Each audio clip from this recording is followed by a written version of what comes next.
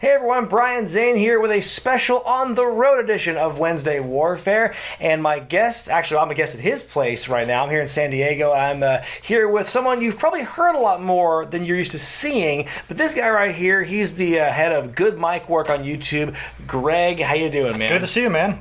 Awesome to be here. Thanks for having me on. Thanks for coming over and visiting the place. Yes. Awesome to be on your channel. It's a lovely place you have here. Thank you. And your cats are just wonderful hosts. We had a good night of wrestling, just us boys. Yes. Bachelor night. Yeah. Yeah. So we just finished watching AEW and NXT back to back, and one little thing I like to do on my channel is to compare the shows back to back and see which one won for the week. Just trying to a little friendly warfare. So that's what we're doing here. And so it's the first for me. I think it's the first time I've ever reviewed a weekly show with a guest. Oh, really? I always kind of doing it by myself. If I'm reviewing a pay-per-view with anyone, it's usually Jay Biggs or Felix Finch. So you're the first one for a weekly series. So nice. Happy to be here. Glad you chose us to vacation. Yes, history being made here. We're going to start with AEW Dynamite this week. Their opening shot was the first match for the Tag Team Championship tournament as the Young Bucks take on Private Party. Excellent hype package for these two teams, by the way. I think not only did you get both teams clearly defined, but it also immediately put Private Party on that level of the Young Bucks. Of course. Or made them a huge threat.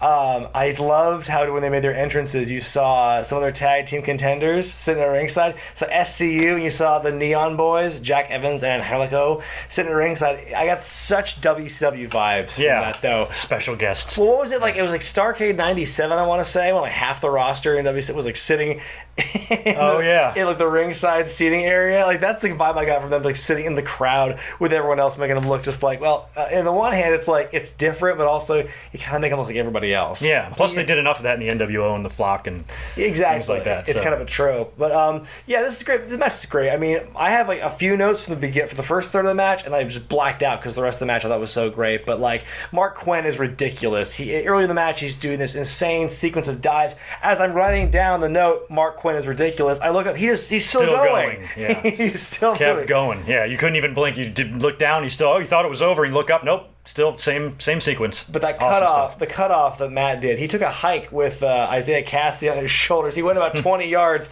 up the ramp before throwing him down for a power bomb to make it 2-on-1 for a while. But then I forget the bulk of what happened for the rest of this matchup, though. But in the end, Private Party pull out this enormous upset victory. I think when you see on paper the Young Bucks versus anybody, you just assume they're going to go to the finals, the tournament or whatever, they're just going to win every time. But no, Private Party got a huge bump here by pinning the Young Bucks absolutely clean. Probably the right move too. I mean, the Bucks, I thought maybe there was some internal decision to maybe not push the executives right away, but I thought the Bucks would be the exception to that rule and would probably take the tag team titles in the tournament and set up something with the Lucha Brothers or who knows. But Jericho said on an interview just right after the launch of AEW that everybody's got to get over individually, and you got a whole roster of fresh talent to push and make. Bucks are already there. Yeah. Maybe in hindsight it is the right move, even though it was an upset. So big win for them. Private Party got made. You want to talk about making people? They were absolutely legitimized in that match right there. It's a great match. I thought it was interesting that during the commercial break, you saw the picture-in-picture where they showed the post-match just reactions. The Bucks looking just dejected like that, and then you get the Isaiah and Mark Quinn up in the crowd celebrating. All up in the crowd forever. Yeah. That's the entire break. They really hung on that for a while. Could not have asked for a better opening match, I don't think. Exactly. Great first shot. And we'll talk about what NXT opens with later, so we'll be talking about which of those opening matches we thought was better. Chris Jericho comes out. He is Le Champion, and he is not alone. He shows up with Sammy Guevara, Santana and Ortiz, and Jack Hagar, as he said in the promo. But this was basically a monologue, a multiple-minute monologue by Chris Jericho, where he explains everyone who's with him. He gives them the team name, the Inner Circle. I love the synergy. As soon as he says that, hashtag Inner Circle pops up there. It's almost like they planned it. It was a really good speech. I think he spent a lot of time putting the hell over all the guys he had with him. Yeah. He made Sammy Guevara look like a star. He made Santana Ortiz look like killers. Jack Hagar look like this unbeatable beast. So I think it was his style of promo. He had ultimate. You could tell he had ultimate control with it. And he just knocked it out of the park. Yeah, I get the feeling he wrote every word, and it was an amazing promo. And he did exactly what he went out there and was supposed to do. And if you notice, nobody else talked. Jericho. like I said, monologue. No one interrupted Yeah. him or anything. It was like it was weird because normally when you see like promos with stables, everyone gets a turn to say their piece or whatever, however long or short. But no, Jericho the whole time. When he's talking about Cody, his opponent for Full Gear, he buries the Rhodes family. He breaks the cardinal rule. You don't bring up the name of Dusty Rhodes to get heat with Cody. But I think Jericho broke that rule. He's kind of been a first in a lot of ways here. He even says shit uncensored. Yeah. Shit, Greg. Yeah. We were listening to it. I'm like, all right, cool. Didn't even attempt to block it out. Attitude Era's back, baby. Yeah. I think the one nitpick I have with this, though, I think he tried getting a little too cute with like the insider lingo, talking about how like, this is a shoot. And when the We the People chants come up, he shoots that down, saying that was a dumb idea by creative. Ooh, yeah. Lift the curtain, bro. Yeah. And then, talking about how, again, putting Hagar over because of his MMA experience, like above his wrestling experience. Again, I think it's okay to have mixed martial arts integrate with pro wrestling. Yeah, for sure. We're seeing that all over the place. But to keep putting over MMA is so much tougher. Like, if you're good at MMA, then you're going to kill in pro wrestling. That immediately demeans wrestling. Yes, it does. Especially when you're, just look what he did. He's been wrestling forever, or for many, many, many years, had a couple of MMA fights, and now that's what he's all about. Which I will guarantee you most people don't know about for Right. Yeah. No offense to him, but when he fell off the WWE bubble, like a lot of people forgot, weren't paying attention to him. He was kind of a badass before the MMA. He's a wrestler. Exactly. And, I wouldn't mess with him prior to his MMA career, so either way, he's a stud. So I think Jericho sometimes a little too cute for his own good with the lingo, but I think overall it was a great promo, and also fantastic blazer Jericho was wearing as well. Gorgeous. The inner circle is formed, and as long as he's the fashion maven of the group, I think they're going to be okay. Yeah, and we talked it. I don't think Jericho's had a faction before, correct? That's right. We talked about that. Yeah. I don't think he's been in a faction. I don't think he's certainly never led a faction. If you count his brief association with like the Un-Americans, and I guess he technically was the leader of him and Ralphus as a team, and then by extension, him and Howard Finkel in his debut in '99. Yeah. But he's never really been a part of a stable. He's had one friend. He's had the Edges. He's had Jericho. He's had Owens. He's had Mr. Hughes. He's been part of our tag teams, but never a group. Yeah, he continues to find ways to do things that are different, reinventing himself from things he used to be known for. So it's his first stable. It's first leading of a stable. So we'll see how the inner circle goes. Like right now, he refers to them as like my closest friends and confidants. Like, looks like you guys barely know each other. Yeah. Quit lying. But it's like we'll see how this plays out as a team, as a partnership. We saw the beginning of it last week, and we're going to see more of it tonight as well. But very interesting opening salvo from the inner circle. In a match to determine who will face Le Champion for Le Championship next week on Dynamite, Darby Allin takes on Jimmy Havoc. You've got your death match. These two they are kind of similar in a lot of ways. They both have kind of the dark, gothic, brooding vibe to them. Mm-hmm.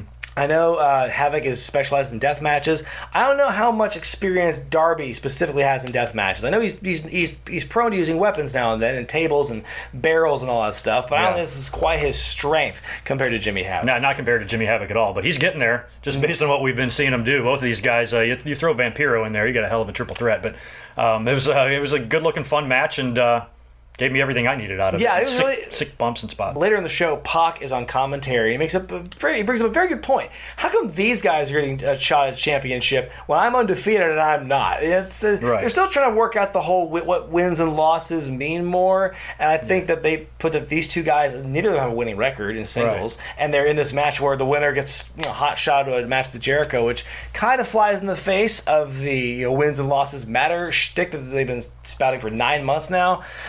So again, I'm sure there's iron out the kinks. We'll see how that goes. I'm not going to condemn it just yet.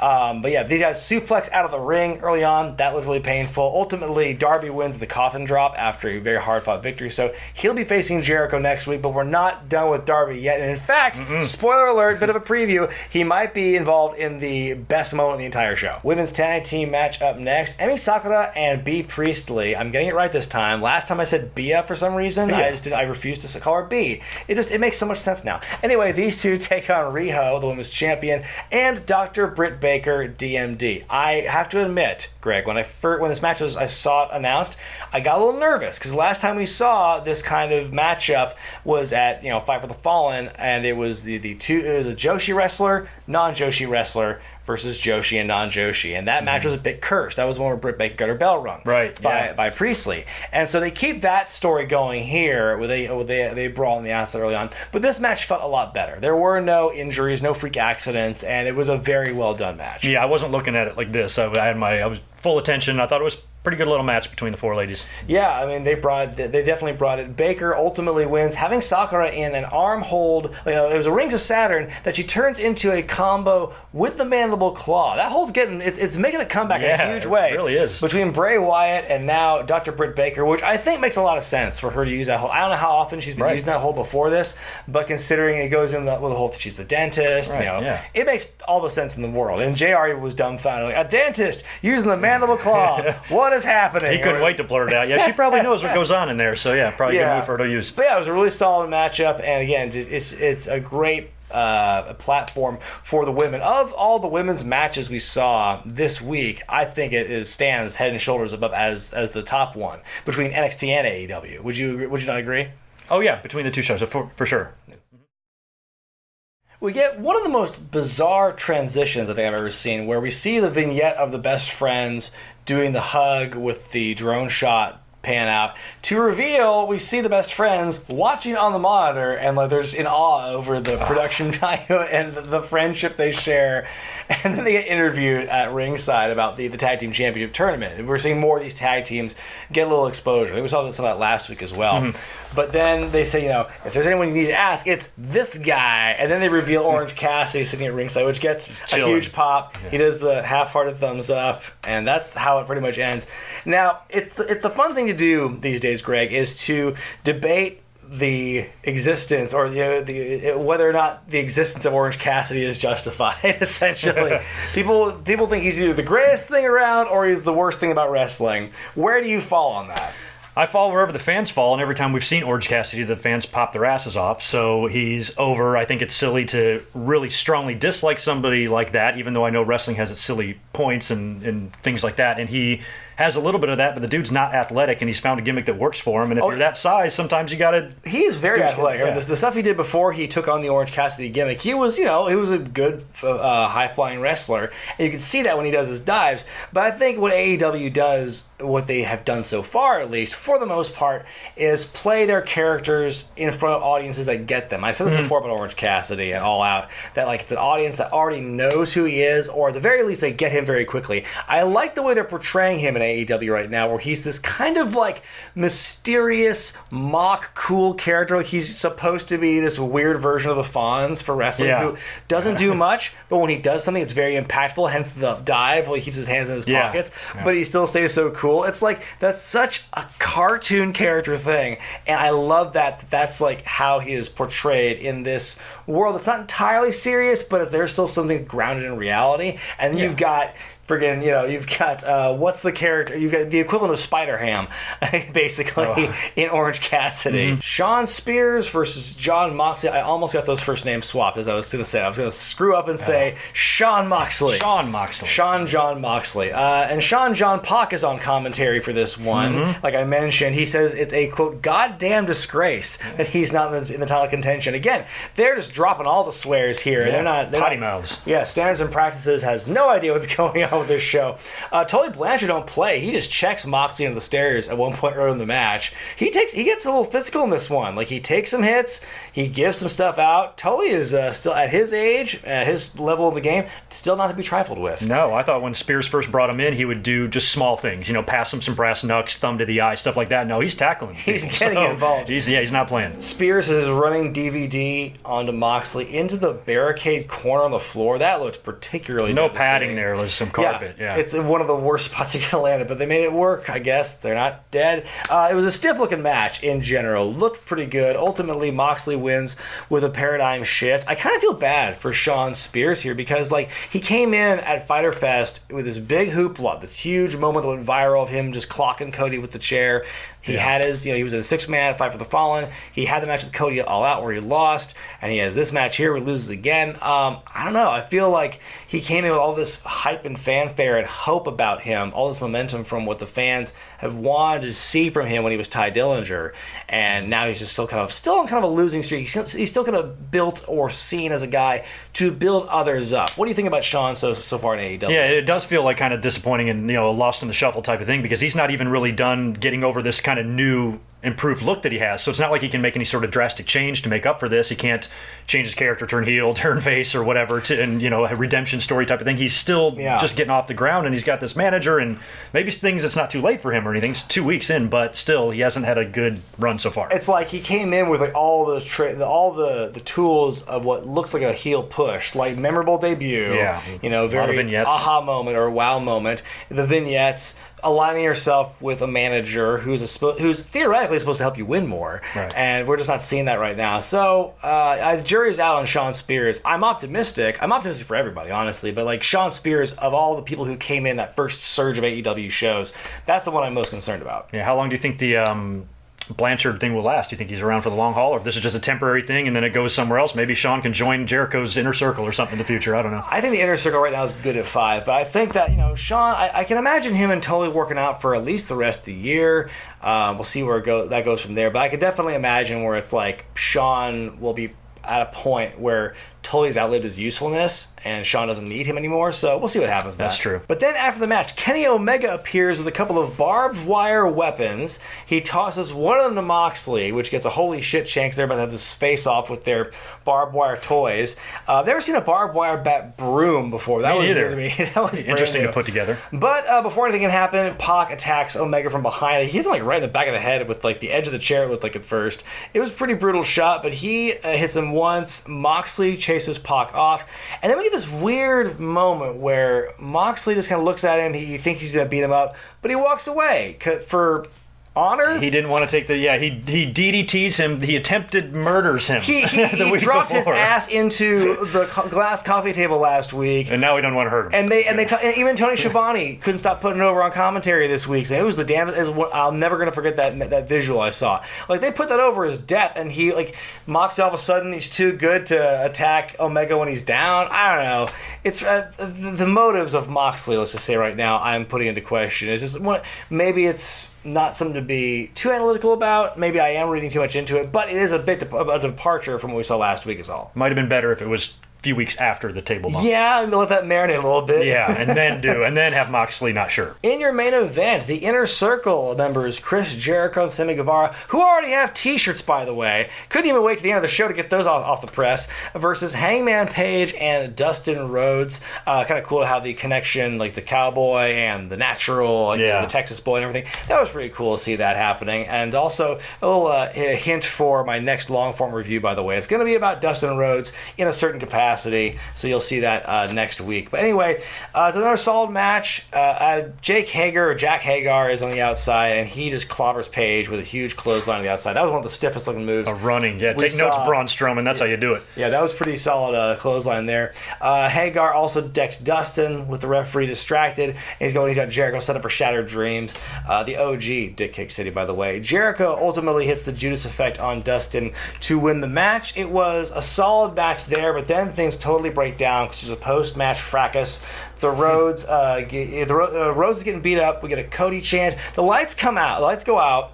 They come back up, and it's Cody in the ring. And that, to me, is like the most anticlimactic lights come up reveal. Yeah. Like, I know it's like Cody fighting Jericho, and it's like that made the most sense, but I don't know. When I associate light coming up with like almost mystical characters or like real holy shit moments, or like surprise, surprise, a debut, something like I think of Sabu, I think of the Undertaker, I think of all these different things, and Bray Wyatt, and then you see Cody. It's not the same thing. It just doesn't feel the same. Yeah. And it wasn't even the end. Like so much stuff happened after that. Like, so it's like it was out of place. The light going out should be like the dramatic apex of a moment like that, and it's not even the end because after that happens. happens. We get like this more numbers game. Then the MJF shows up. He's got a chair and he's teasing he's going to hit Cody with it, but instead he hits all the members of the inner circle. Like, there's a lot of layers in this segment here. We have the dramatic light cutout. We've got the MJF, is he going to turn?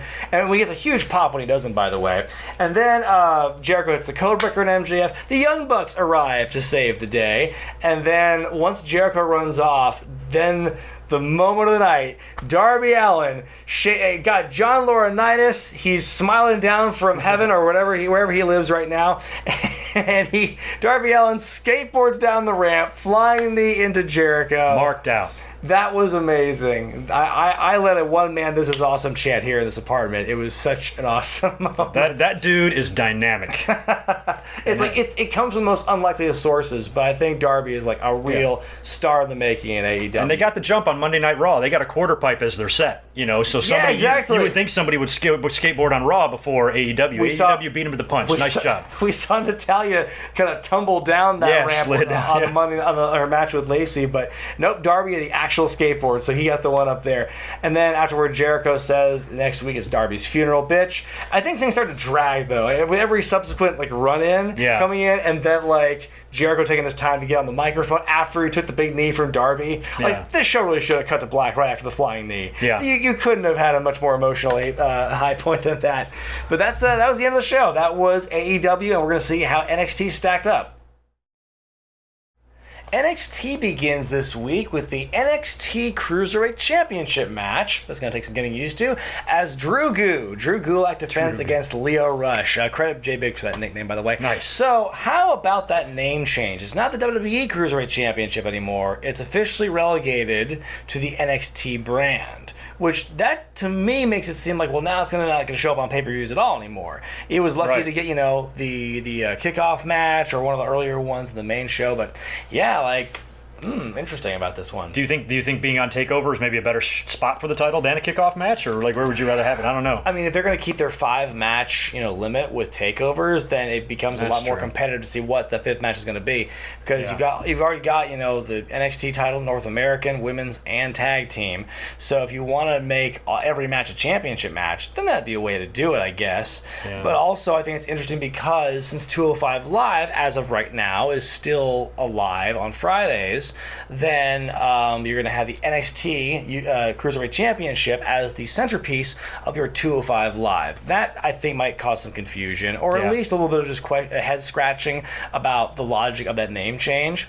But I mean, then again, eventually the UK Championship became the NXT UK Championship. It wasn't the WWE title anymore. So it's just, I guess, the slow evolution of championships. Yeah, they're figuring it all out. But anyway.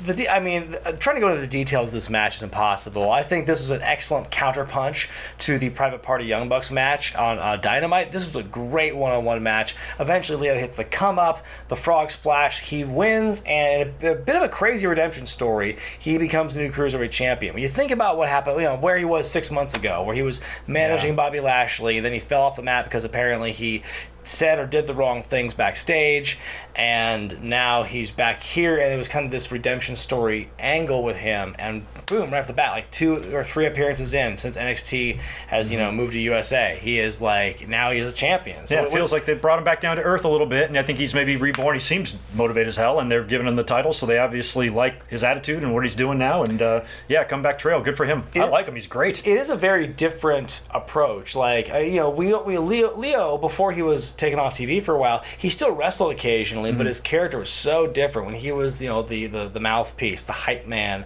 for Bobby Lashley, he incorporated a lot of that into his character, and you saw none of that there. There was no braggadociousness, no pre-match promo or anything. It is part of his character reformatting, is his character rehabilitating, you might say, to make him more of a humble character. But great opening match. Now, which one did you think was better as far as the kickoff for each show?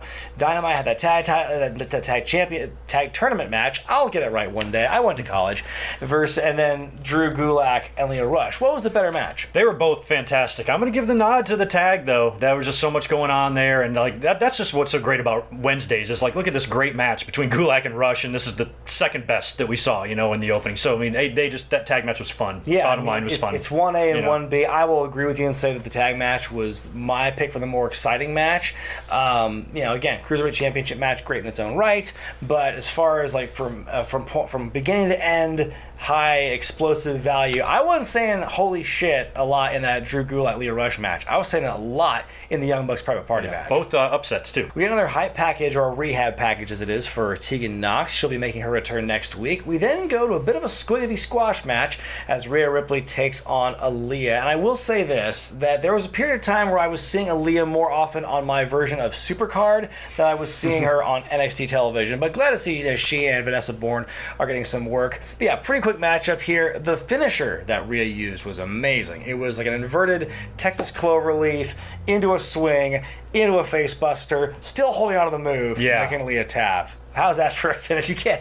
It's almost overkill, but I like it. Ripley's my girl. She is just fabulous. I just love her. She's a boss. She just plowed right through her. And I've been saying on my channel for the past month and a half, ever since she had that match with Shayna Baszler on NXT a few weeks ago, I mean, that's the one. Mm-hmm. We've all been waiting, for Shayna to run into somebody, some punch her in her mouth. Rhea's the girl. Book that takeover match. Right, and they made it pretty clear, in case it wasn't obvious based on that performance, that she is the next one to challenge Shayna. She cuts a promo afterward calling her out for a championship match. And people have been saying this for a long time now with Shayna Baszler. Well, this person's got to be the one. This person's got to be the one to knock Shayna off her perch. If not Rhea Ripley, then I don't see anyone right now coming down the pike in the next 6 months that is going to be able to be in that position to take Shayna down. And you want to wait till you find an opponent like that, and she has. And so WWE, they'll do it. At least in NXT, they know what they're doing. I mean, I've said, Lord knows, people like me have been saying it before. Now's the time for Shayna to drop it, but we've all been wrong before. Will we be wrong again? That time will tell. Breezango sport a bit of a new gimmick. They're no longer the fashion police. Now they're just like male strippers based on the angle they came out with. So hot. God, so hot. Was it crossing guard or construction? I couldn't quite tell. I don't know. Yeah, good question. It's both. Yeah, they're going to be taking on Everrise. That's what they're scheduled for. But then Jackson Riker, he brings up the lifeless bodies of these two guys, and then it turns into another tag match as Breezango take on the Forgotten Sons. It was a pretty good match. The Sons win. Breezango are in no better shape now than they were the last time they were teaming regularly on main programming. Just building other teams up, it seems. I don't think this is a controversial statement. I don't think I'm far from the first person to say this. The Forgotten Sons do absolutely nothing for me. Yeah, you were saying that. Yeah, and I don't know much about them. I really don't care about them either. So we'll see what happens in the future. But so far, it's just like, okay, if we were flipping back and forth, we might have gone back to AEW. Yeah. We watched back to back, but that might have been a good time to switch. Yeah. Up next, Cameron Grimes, a.k.a. Trevor Lee, with a new hat, taking on Boa. The match begins and the match ends. Right as it begins, there's a distraction. We see Killian Dane making his way down the ramp, and that allows Grimes to capitalize, win the match, and then just get the hell out of there. And then Dane beats up Boa more, and he throws him around ringside, beats him up on the announce table and all that stuff. So I think, now, Dane, correct me if I'm wrong, Dane and Grimes don't have any angle before this, do they? Not that I knew of, because he just wrapped up business with Riddle, so it feels like they're maybe just moving on to somebody he can... Yeah, because he looks strong. I think, well, they certainly made Dane look like a beast, because you could see like the urgency with Cameron to beat his opponent and then just hightail it. He may not have a personal problem with him, but he doesn't want to become a problem. Right. So I kind of like what they did there with Dane, really just making him look like this absolute beast. Where he's going to go from here, I'm not sure, but... if his war with Riddle is any indication, they seem to have some good things planned for him, and so we'll see where that goes. We had a couple of packages throughout the night, one for Keith Lee and another for Dominik Dijakovic, prepping for their match next week, their big, presumably blow-off to their big feud, which I can't wait for. That's either going to be the main event or the opening match. There's no in between with that matchup. Right. Anyway, we go to our next match here on this show as Isaiah Swerve Scott takes on Roderick Strong in a non-title match here. I think it was a really good match. It was a good statement match for Swerve, because we've seen him before. We saw him in the Breakout tournament. He's been around, but this is, I think, arguably his biggest opponent to date since he got signed.